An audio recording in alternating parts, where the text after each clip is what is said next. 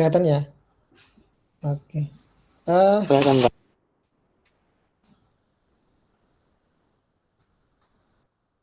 Nah, tadi belum kelihatan.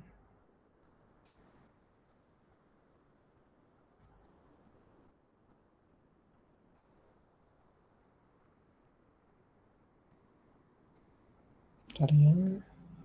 Kenapa ini Windows?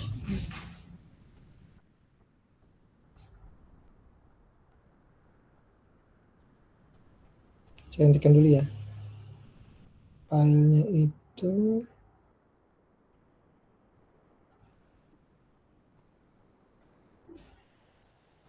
oke.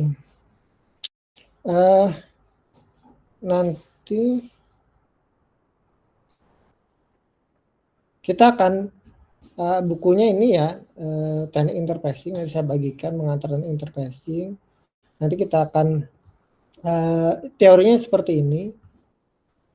Kemudian nanti akan kita bahas tentang pengantar antar muka dan peripheral dalam sistem komputer, CPU dan microcontroller, port I/O dan sistem clock komputer. Ini untuk hari ini ya. Ini dari penerbit Umsida Press, pengarangnya adalah ini Arif Wicaksono, Samsu Huda Sahrorini dan Iza Asori. Kemudian kita akan lanjut dulu dengan pengantarnya dulu. Pengantar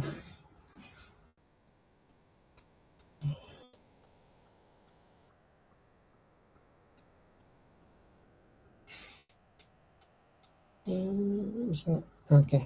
Nah, ini pengantar muka dan peripheral dalam sistem komputer. Jadi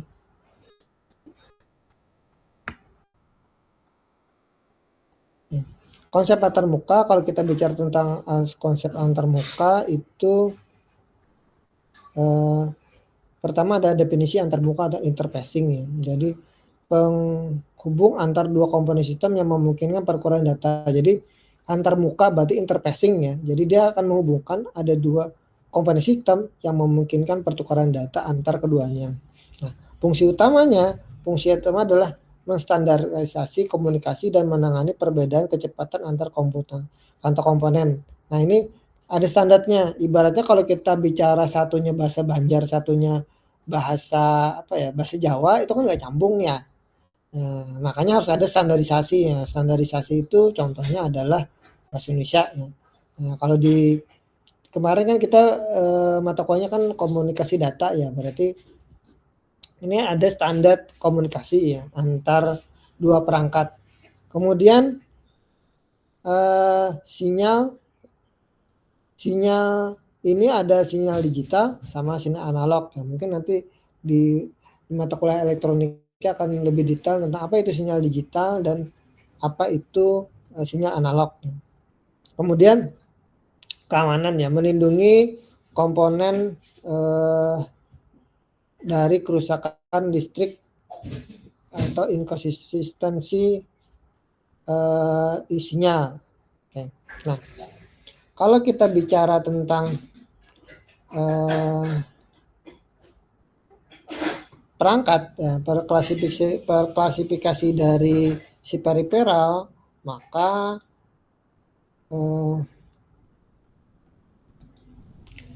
pertama adalah input ya. Nah, input ini tentu saja adalah perangkat yang mengirimkan data ke dalam komputer seperti keyboard, mouse, dan scanner. Ini salah satu contohnya ya. Kalau kita itu menggunakan input ya, pasti ada keyboard dan mouse, minimal dua itu ya kalau ke komputer. Nah, kalau kita bicara dengan komputer, tapi kalau misalnya microcontroller nanti akan banyak sensor. Kemudian ada outputnya nih. Outputnya jadi apa ini proses itu nantinya akan ditampilkan ya. Jadi perangkat yang menerima data dari komputer seperti monitor, printer, speaker gitu ya. Ini output. Kemudian komunikasi ini adalah perangkat yang menghubungkan ke jaringan seperti modem, router, network interface card gitu ya, atau WiFi. Nah itu untuk komunikasi keluar. Sedangkan penyimpanan ini perangkat yang menyimpan data seperti hard drive, SSD, flash drive, kemudian flash disk gitu ya. Nah, ini kan flash disk ini flash drive ya. Nah itu peripheral dari komputer. Karena kita tidak akan pernah lepas dari namanya komputer, walaupun nanti kita nantinya akan banyak tentang microcontroller ya. Nah, kemudian di sini adalah antarmuka bus system. Jadi di dalam komputer ada namanya bus. Nah, sistem bus. Nah, sistem bus ini ada pertama adalah bus data. Jadi jalur untuk transfer data antar komponen sistem. Nah, jadi di sini di bus data itu akan selalu ada komponen yang terhubung ya, komponen yang terhubung, di mana nantinya dia akan ibarat itu jalannya. Jadi nanti jalan misalnya kalian dari Banjarmasin ke Andangan, nah itu kan ada jalan tuh, jalan Ayani. Nah itu adalah bus data ya, contoh konkretnya seperti itu ya. Jadi nanti dia akan menghubungkan antar kota. Kemudian bus alamat ya, menentukan lokasi memori dan atau perangkat. Nah, di sini untuk menentukan lokasi memori dan perangkat itu dia menggunakan bus alamat, atau misalnya kita mau mengirim, saya misalnya mau ngajar ke Kandangan nantinya ya. Itu berarti kan di SMP mana ya? SMP 1 atau SMP 2 itu ya. Nah, itu ke sana. Itu adalah alamat yang dituju. Jadi data itu akan menuju alamat yang dituju, atau misalnya barang kita menuju alamatnya, itu bus alamat. Jadi dia ada jalur untuk menentukan lokasi memori atau perangkat. Kemudian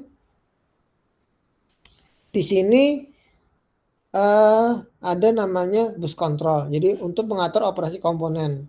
Nah, untuk mengatur komponen, maka perlu ada kontrolnya. Contoh misalnya kalau di jalan ada rambu-rambunya, ada traffic light-nya, ada tanda-tandanya ya. Misalnya oh ini belok ke kiri, belok ke kanan, oh ini nanti kita jalannya lurus.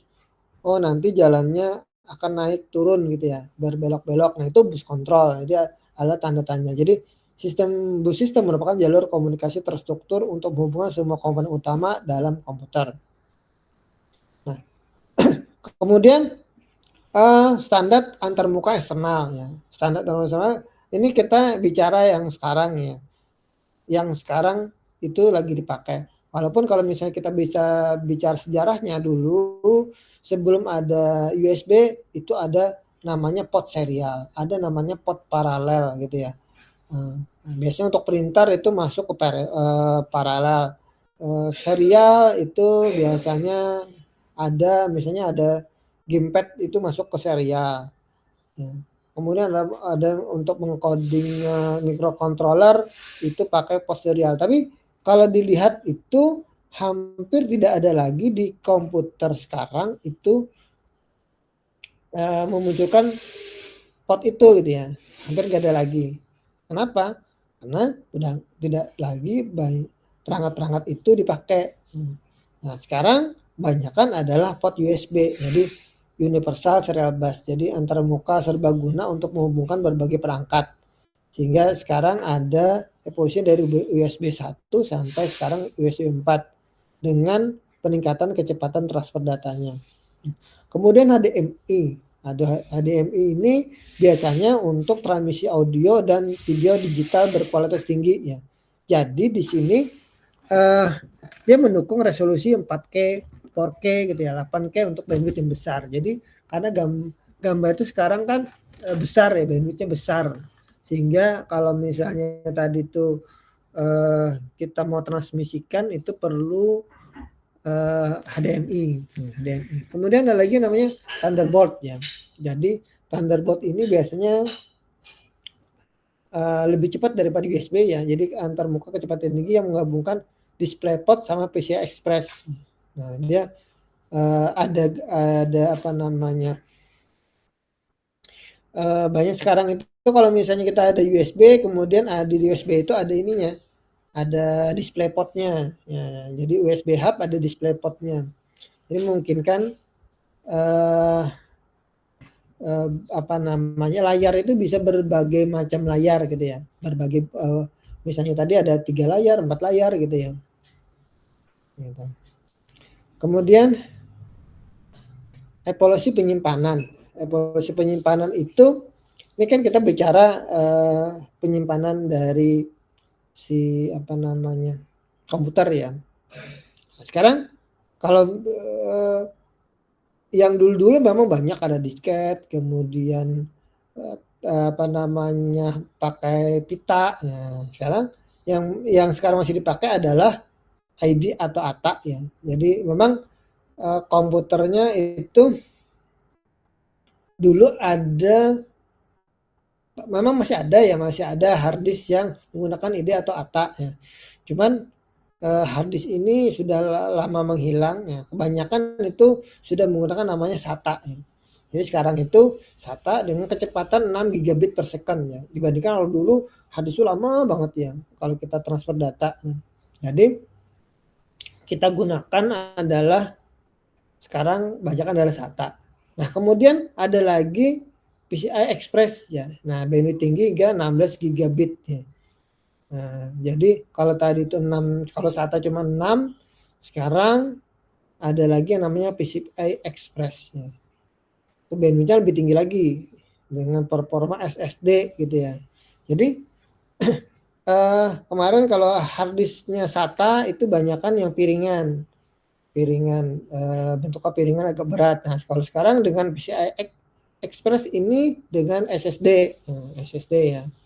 Jadi sekarang tipenya apa, SSD gitu. Nah, kemudian di 2013 muncul lagi protokol khusus untuk storage dengan latensi ultra rendah dengan kecepatan sampai dengan 7 gigabit per second. Nah, ini dengan namanya NVMe gitu ya. Nah, sekarang laptop zaman sekarang udah menggunakan NVMe ya, dengan kecepatan baca dan tulis jauh lebih cepat. Kemudian teknologi antarmuka jaringan. Ya, kalau kita bicara jaringan tentu saja kita akan bicara dulu tentang yang sekarang tuh Ethernet ya, masih ada. Ethernet ini dengan kabel LAN dengan kecepatan 10 Mbps sampai dengan 400 gigabit per second. Dan biasanya menggunakan kabel tembaga atau serat optis gitu ya. Nah, dengan standar IEEE 802.3. Ini adalah Ethernetnya. Jadi dia berbentuknya kabel. Baik itu sekarang kabelnya pakai tembaga atau kabelnya serat optis atau FO ya. Kemudian Wi-Fi ya. Jadi komunikasi kabel dengan jangkauan hingga sampai 100 meter ya kalau yang biasa ya. Kalau yang outdoor itu bisa puluhan kilometer. Standarnya adalah yang sekarang kebanyakan ada AC sama AX ya.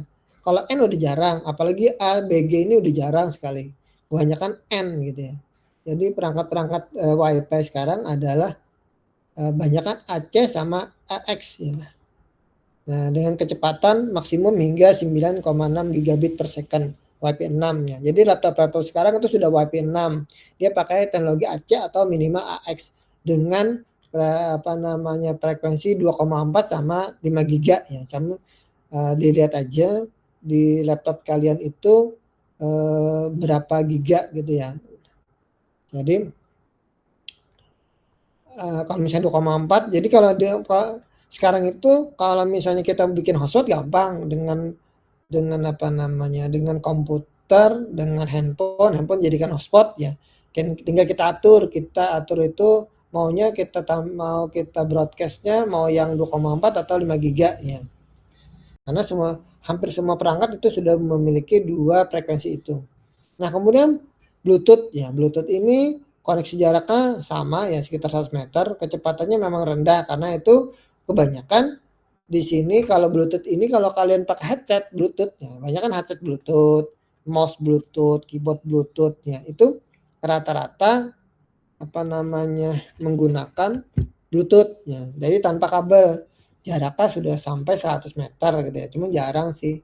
Kalau misalnya kita pakai headset ditaruh di apa namanya komputer atau handphonenya ditaruh di kamar terus kita jalan-jalan keluar juga kayaknya nggak nyampe 100 meter deh, tergantung kepada apa namanya dinding-dinding kita juga. Nah biasanya kebanyakan tuh kalau sekarang adalah pakai headset ya menggunakan Bluetooth.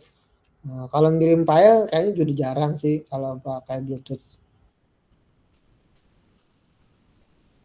Nah, kemudian kalau bicara tentang aplikasi antarmuka input output, yang pertama paling atas itu adalah aplikasi pengguna. Nah, jadi ada aplikasi pengguna mengakses perangkat I/O melalui API tingkat tinggi. Nah, ada aplikasinya. Jadi kalau misalnya kita bikin aplikasi, nanti kita bisa mengakses perangkat I/O-nya. Contoh nanti kita bicara tentang microcontroller ya. Nah, tentu saja agar aplikasi pengguna ini bisa berjalan, tentu dia perlu namanya sistem operasi. Sistem operasi. Nah, sistem operasi ini menyediakan device driver dan manajemen sumber daya. Contoh misalnya Windows, Linux, gitu ya. Kemudian Mac ya, MacBook, gitu ya, Mac, Apple OS gitu ya. Nah, kemudian ada lagi namanya device controller, jadi mengatur komunikasi antar bus dan peringkat. Dan paling bawah dasarnya ada hardware peripheral, jadi menjalankan aplikasi fisik dan outputnya ada hardware-nya nih. Nah, sedangkan device control ini dia akan menghubungkan, mengatur komunikasi antara hardware dan sistem operasi. Ya, perlu namanya device controller. Atau kalau misalnya kita kalau sekarang sih rata-rata apa yang kita colok ke sistem operasi misal Windows dia akan ada auto detect ya. Oh ini ada perangkat baru nih, drivernya sudah bisa langsung jalan. Nah kalau dulu perlu install driver dulu ya. Nah kemudian metodenya transfer data input output ada pertama program map. Nah, pakai program jadi dia CPU mengontrol seluruh proses transfer data. Jadi CPU-nya mengontrol semua. Cuman ini sangat sederhana tapi kurang efisien. Jadi nanti ini CPU-nya terlalu banyak pollingnya. Kemudian ada lagi namanya interrupt driven. Jadi perangkat mengirimkan sinyal interrupt ke CPU saat siap. Jadi dia nantinya ada triggernya. Di trigger oh ini ada nih ngirim data sinyal interrupt. Kalau CPU udah siap. Kemudian ada lagi DMA, Direct Memory Access. Jadi di sini ada transfer data langsung antara memori dan perangkat tanpa CPU. Nah, sangat efisien untuk transfer data besar dan CPU hanya terlibat di awal dan akhir. Jadi nanti data-data itu akan masuk ke memori saja ya, tanpa harus memanggil lagi lewat CPU. Jadi nanti ini dia lebih efisien dan lebih cepat ya. Jadi misalnya aplikasi yang sering kita jalankan itu tidak perlu lagi ke CPU-nya, tapi nanti lewat memorinya aja. Nah, sehingga nanti pada saat dipanggil itu lebih cepat nih. Kemudian perkembangan antarmuka display. Nah, antarmuka display itu yang pertama PGA ya. Jadi display PGA itu kabelnya ada pinnya PGA. Masih analog ya, resolusinya cuman 640 480. Kemudian ada lagi namanya DPI. DPI ini lebih tinggi lagi ya. Jadi ada konektor DPI-nya. Nah, bisa sampai sekarang 1920 sampai 1200 pixel. Kemudian muncullah yang namanya HDMI, ada audio video. Jadi kalau misalnya PGA sama di digital DPI ini dia nggak bisa audio masuk. Tapi kalau misalnya kita pakai HDMI itu kan kalau potnya HDMI kita colok itu nanti di LCD yang ada speakernya ya, atau di LCD proyektor yang ada speakernya itu suara yang ada di komputer itu juga akan terdengar di LCD atau LCD proyektor. Makanya dia ada audio dan video digital. Kemudian ada lagi satunya DisplayPort, jadi bandwidth tinggi, multi streaming dan hingga ada lagi potnya yang baru ya namanya DisplayPort ya. Nah, saya di komputer juga pakai DisplayPort karena layarnya itu apa namanya yang cukup, jadi harus pakai kabel itu gitu. Walaupun sebenarnya HDMI juga bisa ya, cuman tampilan layarnya lebih bagus gitu ya. Tapi kalau misalnya kalian sering main gamenya itu resolusinya tinggi akan terlalu kelihatan ya, dibandingkan kalau misalnya kita pakai VGA, DPI sama HDMI. Nah, ini performa apa namanya antarmuka modern. USB 2, USB 3, SATA 3. Ini berdasarkan apa ya? Nah, kecepatannya ya. Nah, ini yang paling banyak itu adalah PCI Express nih. X16. Nah, ini paling tinggi ya. Thunderbolt, SATA, USB 32. Performa antarmuka modern. Nah, kemudian kalau kita milih antarmuka atau interfacing yang mau kita gunakan, yang pertama adalah tentang kecepatan transfer. Nah, kita pertimbangkan bandwidth yang cukup untuk aplikasi yang ditargetkan. Jadi nantinya kita mau pakai mana? Kemudian kompatibilitas. Jadi kompatibilitas ini pastikan mendukung perangkat lama dan baru dengan adapter minimal. Ada adapternya. Jadi kalau misalnya kita punya komputer lama, kemudian kita beli, misalnya contohnya ya, ada PC tapi kita mau NVMe, nah itu agak susah juga ya. Ya tapi ada konverternya, ada adapter minimalnya. Jadi misalnya tadi, oh ini colokan NVMe nggak ada, kita bisa gunakan USB-nya untuk USB to NVMe, ada konverternya, hingga PC kita bisa bisa kita gunakan. Kemudian jarak maksimal itu kalau kita evaluasi batas panjang kabel dan jangkauan dari kabel yang diperlukan. Contoh, kalau misalnya kita dalam satu gedung nih, satu gedung itu kita gunakan misalnya HDMI yang mungkin nanti layarnya ada di mana-mana, dalam satu gedung ada yang 100 meter, ada yang 20 meter. Nah, itu kita gunakan konverter yang mana. Nah, semakin jauh dan semakin besar bandwidth-nya, tentu saja konsumsi dayanya juga lebih besar. Jadi terutama untuk perangkat-perangkat yang portable. Ya.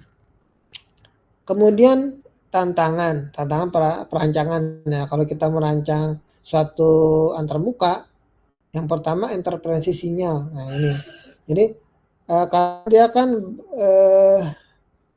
bersifat elektromagnetik ya. Jadi kebocoran dapat menyebabkan distorsi data, teknik shielding dan grounding yang tepat sangat penting. Jadi kalau misalnya nih kita menggunakan misalnya kabel tembaga nih, kabel tembaga. Nah, kabel tembaga itu contohnya UTP, kabelnya LAN-nya, kabel jaringan. Nah, kabel jaringan itu tentu saja ada berbagai macam. Shieldingnya, jadi ada ininya lapisan untuk pelindungnya. Di mana kalau misalnya kita gunakan Cat 5E dibandingkan dengan Cat 6 akan beda ya, dari shieldingnya. Kemudian apalagi yang Cat 7. Kemudian grounding. Nah, grounding perlu nih jadi untuk menghindari interferensi. Jadi perangkat-perangkat yang tidak ada digroundingkan begitu kena petir kadang-kadang juga mati gitu ya, cepat rusak ya. Makanya perlu namanya grounding. Atau misalnya tadi kalau kita megang PC atau laptop yang nggak ada groundingnya listriknya, itu kadang-kadang kerasa nyetrum. Nah, itu grounding misalnya. Kemudian ada lagi sinkronisasi timing. Jadi perbedaan clock antar CPU dan peripheral menyebabkan kesalahan komunikasi. Mekanisme handshaking diperlukan. Jadi gini, contohnya gini. Kalau kita menggunakan CPU-nya itu CPU yang misalnya i7, i7 gitu ya. Sedangkan kita masih pakai hard disk. Nah, kan kerasa lambatnya. Yang perbedaan clock antara CPU dan peripheral. Jadi akan ke bawah, dia akan mengikuti kecepatan yang paling rendah. Artinya kalau kita menggunakan hard disk biasa yang ide tadi, tapi prosesornya itu i7, nah tentu saja jadi terasa lambat. Nah, makanya kalau misalnya prosesornya bagus, tentu saja juga perlu peripheral yang bagus. Makanya tadi timingnya harus benar-benar pas. Kita mencari spesifikasi yang paling maksimum. Nah, kemudian panas nih. Jadi margin panas ini antarmuka kecepatan tinggi menghasilkan panas yang berlebih. Makanya tadi kalau misalnya kita itu menggunakan CPU, nah CPU itu biasanya kan ada kipasnya ya, kipasnya. Nah, kipas itu semakin banyak kipas dan semakin bagus kipas ya semakin dingin ya.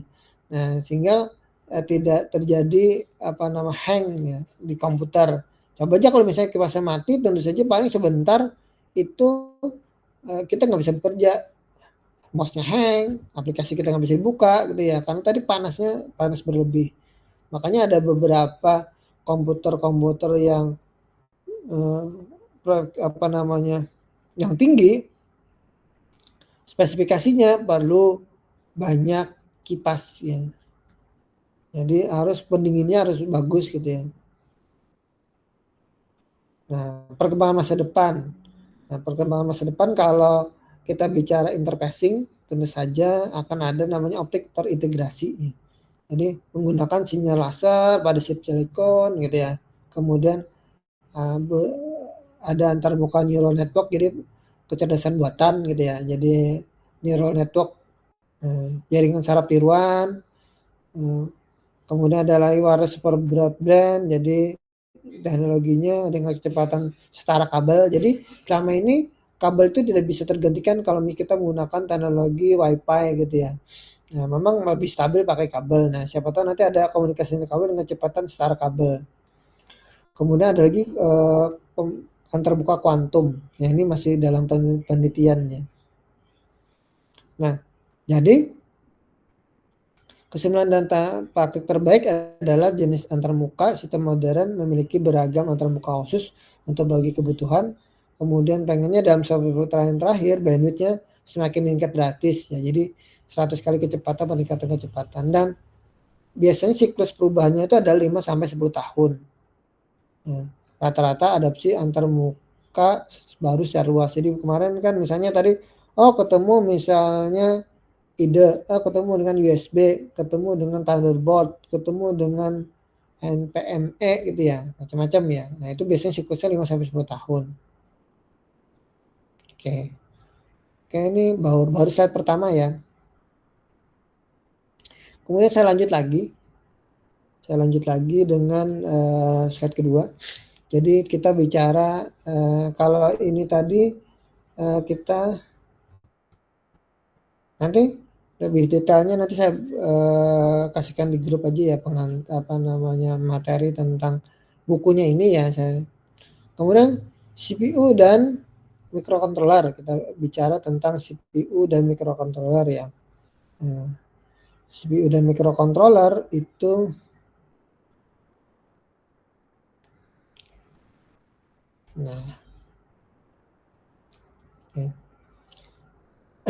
kita akan memahami beberapa komponen penting dalam teknologi modern ya.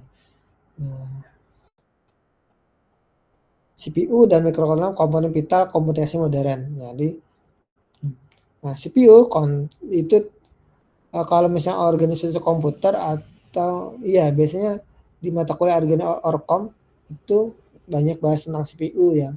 Jadi Central Processing Unit, jadi unit pemrosesan pusat yang berfungsi sebagai otak komputer, melaksanakan instruktif program komputer melalui operasi aritmetik dan logik. Jadi ada ALU-nya, ada Arithmetic Logic Unit. Ya. Fungsinya untuk menjalankan perhitungan kompleks, mengatur aliran data, ya, mengatur eksekusi program dan proses komputasi. Komponen utamanya adalah ALU, Arithmetic Logic Unit, ada CPU, control unit, register, cache, dan memori. Jadi CPU. Nah, pengertian microcontroller. Jadi ini komputernya mini ya. Jadi microcontroller adalah komputer kecil pada satu sirkuit terintegrasi yang dirancang untuk aplikasi khusus. Nah, ini microcontroller. Nanti kita bicara microcontroller. Jadi dia tidak seperti PC atau laptop ya, tapi dia cuman adalah komputer mini yang memang dirancang untuk aplikasi khusus ya. Tidak bisa semua itu dijalankan. Kemudian sistemnya terintegrasi sama seperti juga PC atau komputer. Jadi berisi CPU, memori, peringkat I/O dalam satu paket semikonduktor. Kemudian spesialisasi ya. Jadi dia dirancang untuk tugas spesifik, bukan komputer umum seperti CPU desktop ya. Jadi misalnya tadi dia itu tugasnya misalnya ngirimkan suhu dan kelembapan. Nah, itu pakai microcontroller. Walaupun sebenarnya bisa aja sih pakai CPU desktop, cuman itu agak susah gitu ya, karena di sana itu I/O-nya hampir nggak ada ya. Bisa aja sebenarnya tidak bisa langsung juga, harus menggunakan microcontroller juga untuk bisa connect ke CPU desktop gitu ya. Misalnya untuk ngirim data misalnya. Nah, tapi tetap masih menggunakan microcontroller. Kemudian efisiensi daya, jadi menggunakan daya yang sangat rendah, cocok untuk aplikasi bertenaga baterai. Beda sama dengan CPU tadi ya. CPU tadi kan dia tenaganya listrik ya. Makanya perlu daya besar. Nah, arsitektur CPU. Jadi arsitektur namanya arsitektur non-Penoman. Jadi menggunakan penyimpanan tunggal untuk instruksi dan data. Populer pada banyak komputer modern, lebih sederhana tapi prosesnya lebih lambat. Kemudian ada lagi namanya arsitektur Harvard. Jadi memisahkan penyimpanan untuk instruksi dan data, memungkinkan akses paralel dan lebih cepat tetapi lebih kompleks. Nah, sedangkan arsitektur RISC sama CISC, jadi kalau yang CISC instruksi sederhana, eksekusi cepat, atau misalnya instruksi kompleks lebih banyak fungsional per instruksi. Jadi ini ada arsitektur CPU. Nah, biasanya kita gunakan apa? Biasanya pakai Harvard gitu ya. Nah, arsitekturnya microcontroller, ini kita microcontroller lagi ya. Ada namanya CPU inti, jadi melaksanakan instruksi program, biasanya berarsitektur list ya, dengan kecepatan 8 sampai 32 MHz. Ya. Kita bicara tentang microcontroller ya. Kemudian biasanya dia itu memorinya terintegrasi ya, ada flash program, ada SRAM, ada EEPROM, kemudian ada kapasitas terbatas dibandingkan komputer. Jadi dia sifatnya itu tidak seperti komputer yang memorinya besar gitu ya. Nah, kalau yang di microcontroller itu cuma sedikit ya, cuman paling beberapa ribu baris ya maksimumnya. Beberapa baris program yang bisa kita masukkan ke sana. Tidak bisa menjalankan beberapa aplikasi yang banyak. Kemudian di sini dia para I/O-nya adalah GPIO, ADC, ADC ini adalah analog, kalau ini digital ya. Nah, kemudian ada timernya, ada PWM. Jadi kalau ada sini analog digital converter, kalau ini digital analog converter. Kemudian ada antara muka komunikasi dari UART, SPI, TUCI ya. Kemudian dia ada fitur keamanan. Ada namanya watchdog timer, ada brownout detection, secure boot, enkripsi hardware ya. Jadi dia punya fitur keamanan sendiri. Nah, perbedaannya yang mendasar ya antara CPU dan microcontroller. Kalau tadi CPU itu tujuannya umum, nah kalau kalian pakai laptop atau pakai apa ya, ya pakai PC gitu ya, itu komputernya tujuan umum. Nah, kalau microcontroller itu ada aplikasinya khusus ya, embedded. Jadi memang kita gunakan untuk aplikasi-aplikasi khusus yang bisa terinstall di sana. Kemudian performanya tinggi ya sampai gigahertz, tapi kalau microcontroller itu dia cuman megahertz ya. Nah, kemudian kalau dari segi konsumsi itu daya tinggi, tapi kalau microcontroller itu rendah. Dia hanya karena dia nanti sifatnya perlu baterai saja untuk bisa mengaktifkan, dibandingkan dengan kalau misalnya kita pakai laptop, nggak bisa kalau kita baterai biasa gitu ya. Kemudian kalau misalnya kemudian memerlukan komponen eksternal, tadi ada keyboardnya, ada mouse-nya. Nah, tapi kalau misalnya tadi itu si microcontroller itu sistemnya udah lengkap dalam satu chip. Nah, biasanya kalau CPU ini ukurannya fisiknya besar, ini ukurannya fisiknya tergantung ya. Kecil aja sih biasanya paling sekitar kotak korekapi lah gitu ya, atau lebih besar lagi lah gitu ya. Kayak hard disk lah maksimum gitu ya. Itu kalau microcontroller. Nah, siklus instruksi CPU ada namanya patch, jadi mengambil instruksi dari memori sesuai alamat di program counter. Kemudian ada di decode, jadi CPU menerjemahkan instruksi untuk menentukan operasi yang diperlukan. Kemudian ada store, jadi dia menyimpan hasilnya tadi ke memori atau register, dan execute di melaksanakan operasi yang telah di decode. Ini untuk siklusnya ini ya, ini kemudian store sama execute. Nah, kalau microcontroller keluarganya itu biasanya yang paling populer ada Arduino ya. Arduino nanti mungkin saya akan praktekkan yang ESP32 kali ya nanti. Karena dia ada Wi-Fi-nya. Di sini karena Arduino juga ada sih gitu ya. Mungkin nanti saya akan praktekkan. Dan kalau si Arduino ini dia biasanya memang buat pendidikan dan hobi. Dia berbasis namanya APR 8 bit, cuma 8 bit gitu ya. Mudah dipelajari dengan komunitas besar. Jadi banyak orang yang menggunakan Arduino. Kemudian ESP32 atau ESP8266 dia terintegrasi dengan Wi-Fi dan Bluetooth. Jadi harganya terjangkau untuk aplikasi IoT. Nanti kita praktekkan ini ya.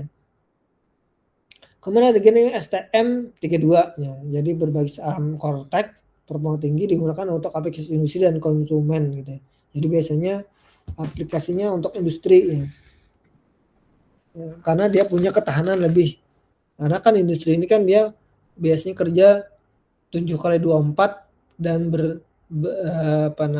semingguan itu kerja terus ya. Tapi kalau misalnya SP32 mungkin tidak setahan itu gitu ya. Nah, dari segi harganya juga beda ya. Kemudian ada lagi namanya PIC, jadi produksi microchip berbagai varian. Ini biasanya populer dengan aplikasi industri dan otomotif. Biasanya misalnya buat robot-robotnya assembly atau merakit mobil gitu ya.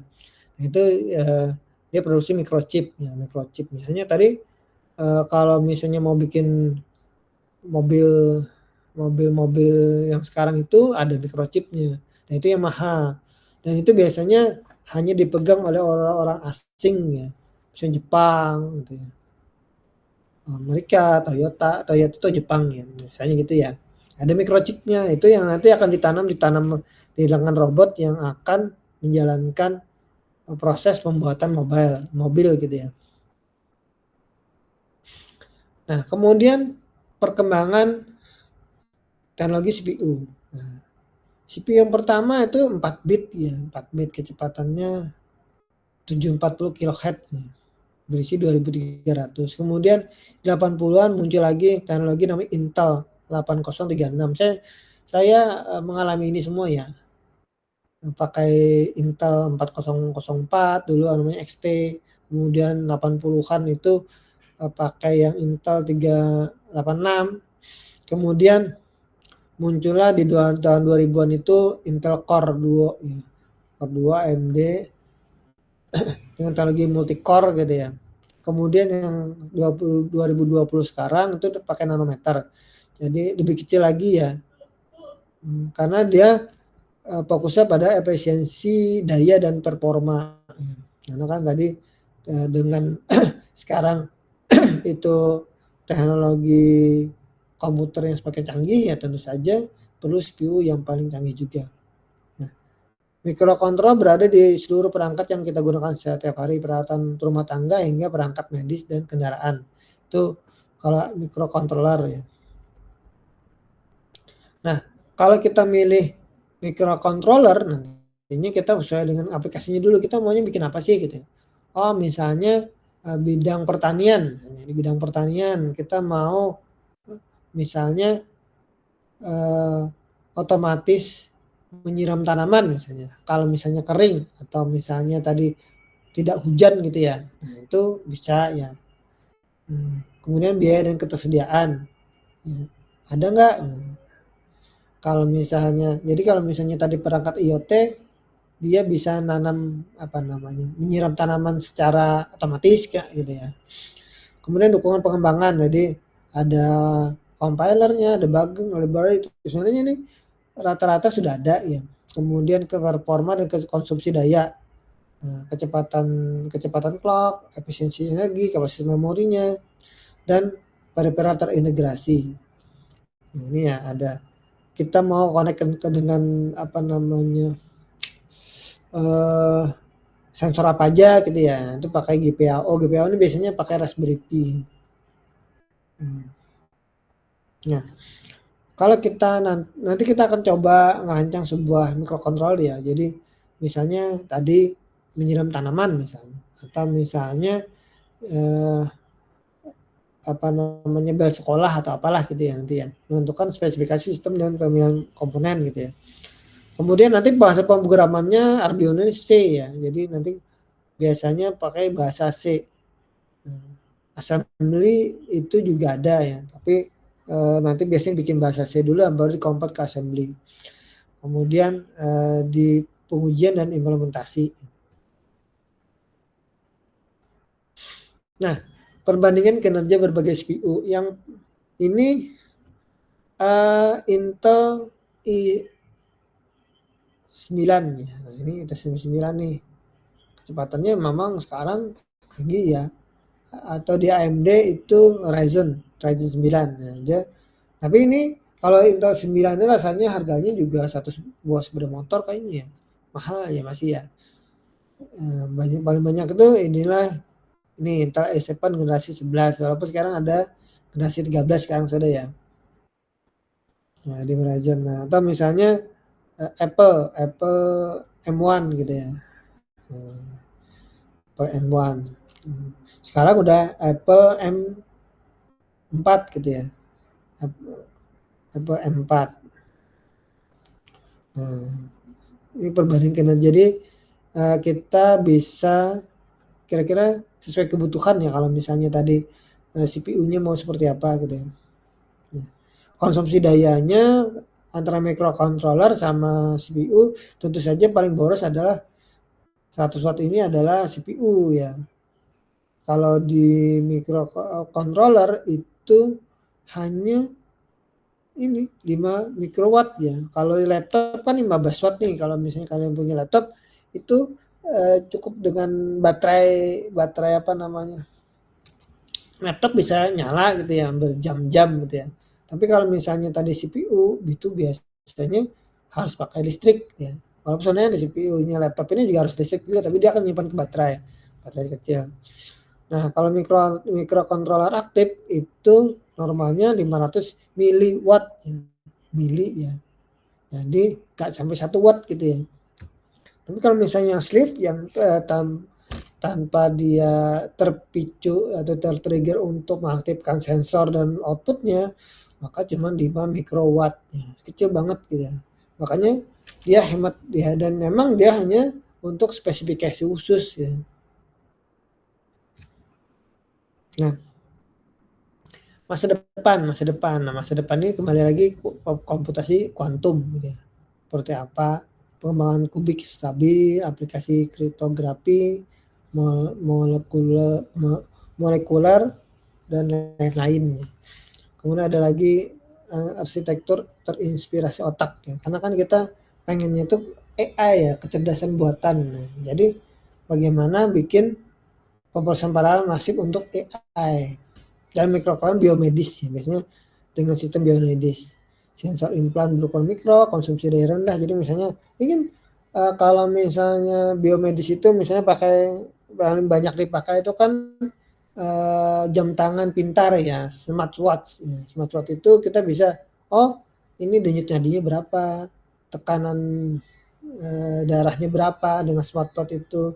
Kalau misalnya kita tidur berapa jam yang nyenyak, itu dia akan mengirimkan data itu ke aplikasi ya. Itu makanya program biomedis dengan sensornya tadi ya, sensor yang di bawahnya microwatch itu. Oke, itu satu slide lagi ya, satu slide lagi adalah port input dan output pada microcontroller. Ya, lebih detailnya nanti akan ada di buku ya. Nah, tentu saja kalau misalnya kita mau berhubungan dengan yang di slide perangkat lain, nah kita perlu namanya input output atau dan sistem clock pada microcontroller. Nah, I/O jadi definisi port I/O adalah antarmuka elektronik yang memungkinkan microcontroller berkomunikasi dengan dunia luar melalui sinyal digital atau analog. Jadi misalnya contohnya gitu ya, kita pengen microcontroller ini mendeteksi berapa suhu ruangan misalnya. Nah, tentu saja dia untuk berkomunikasi dengan dunia luar perlu sensor. Nah, sensor itu nanti yang akan mengirimkan berupa sinyal analog atau sinyal digital ke microcontroller untuk diproses gitu ya. Kemudian fungsi ya, jadi fungsinya adalah menghubungkan microcontroller dengan berbagai perangkat eksternal, contoh sensor, aktuator, perangkat komunikasi, dan lain-lain. Nah, karakteristiknya dapat dikonfigurasi sebagai input atau output. Memiliki karakteristik elektronik seperti berupa arus, tegangan, itu yang nantinya akan dibaca menjadi sebuah data. Ya. Itu input, output. Nah, jenis I/O adalah pertama port digital. Nah, port digital ini biasanya beroperasi dengan logika biner 0 dan 1. Ya. Jadi biasanya memiliki buffer internal dan resistor pull up sama pull down. Nah, contoh misalnya kalau misalnya kita mematikan dan menyalakan lampu nih. Nah, dia pakai port digital karena 0 sama 1 ya, hidup dan mati gitu. Nah, kemudian ada lagi port analog ya. Jadi dapat membaca atau menghasilkan sinyal analog dengan variasi tegangan kontinu menggunakan ADC, analog digital converter atau digital analog converter ya. Nah, contoh misalnya tadi suhu nih. Suhu itu dia dari sensor suhu dia akan mengkonversi menjadi tegangan ya. Tegangan itu berarti kan analog nih. Bukan 0 sama 1. Sehingga nanti begitu tegangannya itu misalnya terbaca berapa volt, millivolt atau microvolt, nanti suhu diterjemahkan menjadi suhunya sekitar misalnya 30 derajat. Oh, turun lagi nih, dingin, misalnya suhunya jadi 21 derajat. Gitu ya. Nah, itu perubahan-perubahan itu menggunakan sinyal analog dengan melihat tegangan yang akan dirubah dari analog to digital. Sehingga nanti terbaca oleh microcontroller. Karena microcontroller ini kan sistemnya kan digital nih, bukan analog. Maka perlu dikonversi lagi menjadi sinyal digital dari analog tadi yang berupa tegangan menjadi digital. Nah, kemudian ada port komunikasi ya. Port komunikasi ini dirancang khusus untuk protokol komunikasi, contohnya UART. Nah, ini biasanya kalau kita mau memprogram microcontroller. Nah, microcontroller. Jadi ada yang USB, ada yang I2C, ada SPI, ada USB. Jadi microcontroller itu nanti dicolok ke port USB-nya komputer ya. Karena kita tidak bisa memprogram microcontroller kalau misalnya tanpa menggunakan PC ya. Jadi PC dulu pakai bahasa C. Bahasa C kita tidak bisa juga pakai bahasa assembly yang bahasa mesin ya, karena kita kan mengontrolnya adalah bahasa manusia ya. Jadi bahasa C kemudian nanti dirubah menjadi data yang untuk menjadi coding yang akan dimasukkan ke dalam si microcontroller gitu. Nah, konfigurasi I/O jadi di sini adalah pemrograman register mengatur konfigurasi, mengatur konfigurasi langsung register kontrol, kemudian konfigurasi mode, input, output atau mode khusus. Kemudian karakteristiknya itu apa namanya, pull up, pull down, open drain, push pull ya. Jadi itu nanti outputnya. Kemudian ada lagi proteksi, ngatur batas tegangan dan arus, karena itu juga akan berpengaruh pada saat nanti kita menggunakan microcontroller ya. Register dalam port I/O ada yang namanya direction register. Jadi menentukan arah pin sebagai input atau output. Jadi ini nanti biasanya nanti kita banyak menggunakan ini ya. Jadi pin berapa nanti sebagai input atau output gitu ya. Kalau misalnya kita bicara tentang microcontroller ya. Kemudian nilainya high atau low, atau misalnya 0 atau 1 ya. Atau misalnya nilai 0 untuk input, 1 untuk output.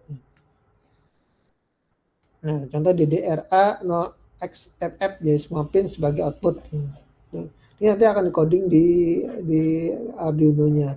Kemudian ada data register, jadi mengatur nilai output dan nilai register pull up digunakan untuk mengirimkan data keluar untuk outputnya ya, data register.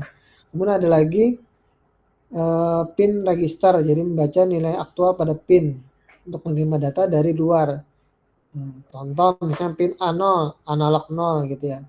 Ini pin A dan 0x01 contoh nih.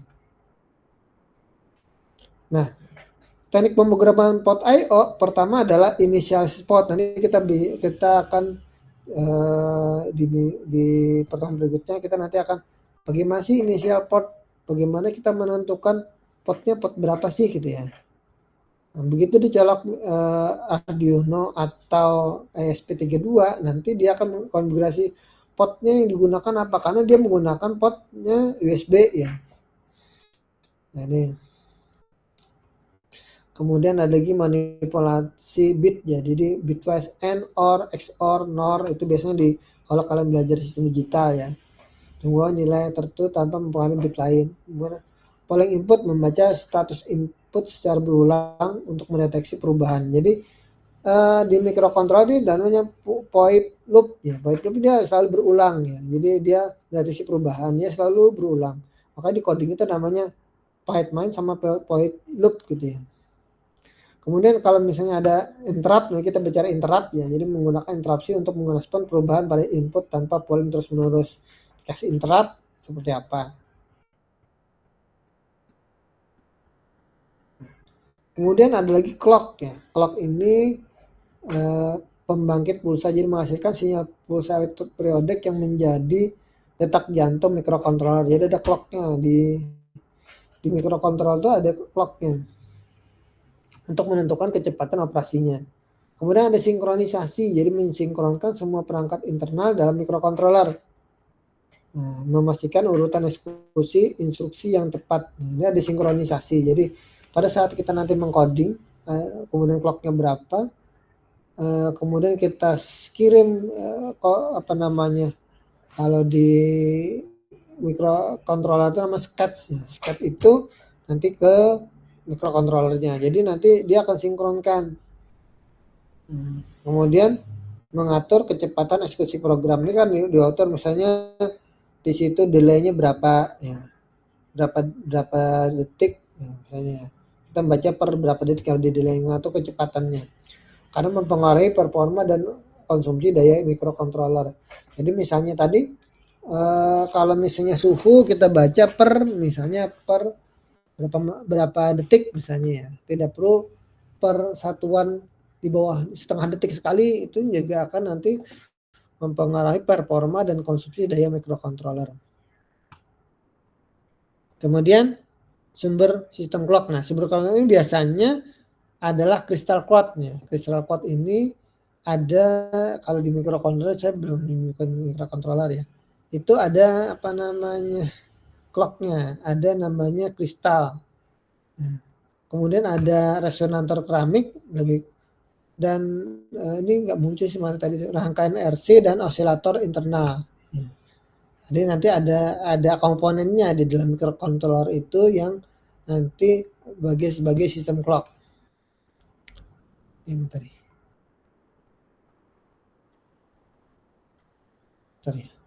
Nah, ini dia. Nah, Kemudian ini sumber clock. Biasanya pakai crystal code ya biasanya. Crystal code. Crystal code. Nah, jadi kalau kita konfigurasi sistem clocknya, jadi milih sumbernya dulu, mengatur dividernya, manajemen konfigurasi PLL sama nanti manajemen daya konfigurasinya. Itu biasanya kita itu di microcontroller itu langsung ya di codingnya saja ya, karena kita tidak merubah setelan dari clocknya di microcontroller, tetapi ini kita lewat aplikasi untuk bisa mengkonfigurasi sistem clocknya. Nah, dalam clock pada performa, nah ini biasanya kalau 4 MHz itu konsumsi daya rendah, cocok untuk aplikasi baterai, kecepatan pemrosesan lebih lambat. Nah, kalau 16 MHz keseimbangan antara performa dan konsumsi daya standar untuk banyak microcontroller Arduino. Nah, biasanya kita gunakan adalah 16 MHz ya. Nah, kalau yang 70 MHz ini performa tinggi dan sedangkan yang 200 MHz untuk aplikasi real time ya. Nah, cuman kalau yang 200 MHz berarti itu memerlukan manajemen panas. Jadi panas ininya microcontrollernya. Nah, kemudian ada lagi namanya hubungan clock dengan timing I/O. Jadi pertama sistem clock. Jadi menentukan basis waktu untuk semua operasi. Jadi clocknya itu harus benar-benar frekuensinya tepat ya, karena dia akan mempengaruhi kecepatan akses I/O-nya, input outputnya. Kemudian ada lagi CPU cycle. Jadi per satu siklus clock membentuk satu siklus CPU. Satu instruksi I/O membutuhkan satu atau lebih siklus I/O. Nah ini jadi kayak sinus ya. Jadi kalau misalnya sinus itu gelombang sinus ya. Kemudian ada operasi baca tulis I/O. Nah ini harus mematuhi timing yang itu kan datasheet. Nah nanti biasanya ada kalau misalnya sensor itu ada datasheetnya. Dan di datasheet itu kita itu akan menyesuaikan operasi baca tulisnya. Nanti ada codingnya. Nah, apakah terlalu cepat atau lambat menyebabkan kesalahan. Oh ternyata misalnya kalau misalnya kita menggunakan misalnya sensor suhu nih, harusnya terbaca misalnya 25 derajat, tiba-tiba terbaca misalnya 40 derajat. Nah, padahal itu kan tidak panas nih. Nah, itu kan berarti kan salah tuh, berarti tidak tidak mematuhi timingnya. Nanti ada rumusannya ya di pada saat kita coding pakai bahasa C-nya. Kemudian ada lagi namanya delay, fungsi delay atau timing tergantung pada clock. Perubahan frekuensi clock memerlukan rekalibrasi waktu. Ini delaynya. Nah, studi kasus, ya, misalnya tadi interfacing dengan LED nih, konfigurasi potnya nih. Jadi kita set pot B sebagai output ya. Ini kalau ini dia pakai bahasa hexa ya. Jadi DDRB, nah ini pot B sebagai output. Kemudian ditulislah pot B untuk menyalakan LED.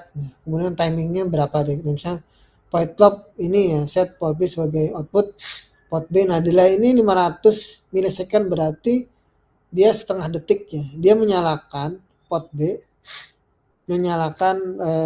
pot B ini kan nyala nih.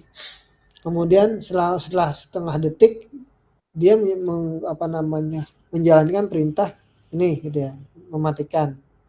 Jadi nanti setengah detik lagi dia nyala lagi ya. Ini looping, jadi dia ngeloop aja terus.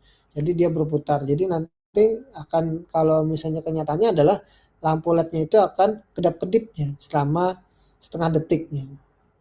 Nah, kalau misalnya kita kasih delay-nya 1000, maka tiap 1 menit dia mati. Habis itu 1 detik dia mati. Kemudian 1 detik berikutnya dia nyala. Kalau studi kasus interfacing dengan LED ya, nanti kita coba praktekkan ya di pertemuan berikutnya. Nah,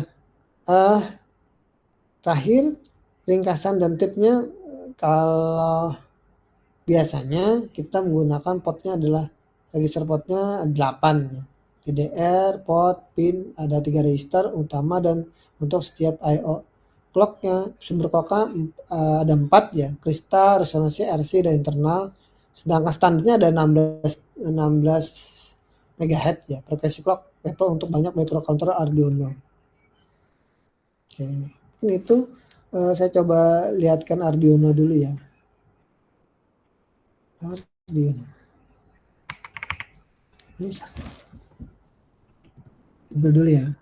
Arduino ya, gambar Arduino. Arduino. Nah, ini Arduino nih.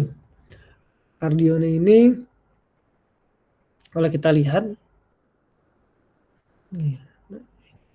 Nah, ini adalah clock-nya nih, ini clock-nya. Jadi di sini nanti nah, di sini nanti ini Arduino ya, Arduino. Analog, jadi misalnya ini pin digital, ini pin analog, ini powernya gitu ya. Ada clocknya juga. Kelihatan nggak ya? Biasanya Arduino Uno nih ya, kebanyakan Arduino Uno kita gunakan. Nah, ini clocknya nih, kristal.